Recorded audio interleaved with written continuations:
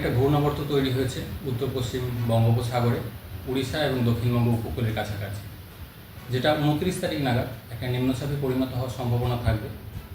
এর প্রভাবে আজকের দিনটা অর্থাৎ 27 তারিখ দক্ষিণবঙ্গের জেলাগুলিতে প্রধানত হালকা থেকে মাঝারি ধরনের বৃষ্টিপাত কিছুটা বেশি থাকার সম্ভাবনা রয়েছে।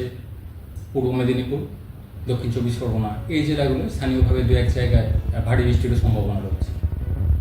এই সাথে অন্যান্য জেলাগুলো দু এক জায়গায় বজ্রপাতের সম্ভাবনা রয়েছে, বজ্রবিদ্যুতের তীব্রতা থাকার সম্ভাবনা রয়েছে, বিশেষ করে পশ্চিমের কয়েকটা জেলা যেমন পুরুলিয়া, বাঁকুড়া, ঝাড়গ্রাম, পশ্চিম মেদিনীপুর এই জেলাগুলো দু এক জায়গায় বজ্রবিদ্যুতের তীব্রতা থাকার সম্ভাবনা রয়েছে আজকের দিনটা। 28 তারিখেও হালকা থেকে মাঝারি ধরনের বৃষ্টিপাত, প্রধানত মেঘলা আকাশ থাকবে, কন্টিনিউ করবে।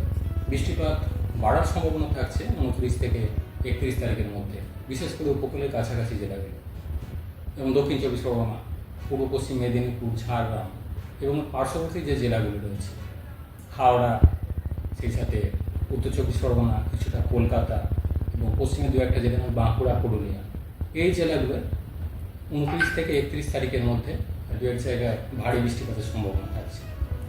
কলকাতা পার্শ্ববর্তী অঞ্চলের জন্য আজকের দিনটা দু এক পশলা হালকা থেকে মাঝারি ধরনের বৃষ্টিপাতের সম্ভাবনা, প্রধানত মেঘলা আকাশে থাকবে। 28 তারিখেও হালকা থেকে মাঝারি বৃষ্টির সম্ভাবনা থাকবে। বৃষ্টিপাত কলকাতার ক্ষেত্রেও বাড়বে 29 থেকে 31 তারিখের মধ্যে। কয়েক পশলা বৃষ্টিপাতের সম্ভাবনা থাকবে কলকাতা পার্শ্ববর্তী অঞ্চলের জন্য 29 থেকে 31 তারিখের মধ্যে, এবং দু এক জায়গায় ভারী বৃষ্টির সম্ভাবনা রয়েছে 29 থেকে 30 তারিখের মধ্যে কলকাতা পার্শ্ববর্তী অঞ্চলে। উত্তরবঙ্গের ক্ষেত্রে আগামী দুদিন অর্থাৎ 27 থেকে 28 তারিখের মধ্যে উত্তরের কয়েকটা জেলা যেমন জলপাইগুড়ি, আলিপুরদুয়ার এই জেলাগুলো দু এক জায়গায় স্থানীয়ভাবে ভারী বৃষ্টিপাতের সম্ভাবনা রয়েছে।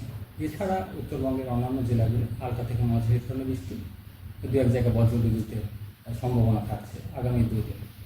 তারপর পরবর্তী কয়েকদিন উত্তরবঙ্গে বৃষ্টিপাত বেশ কিছুটা কমের দিকে থাকবে।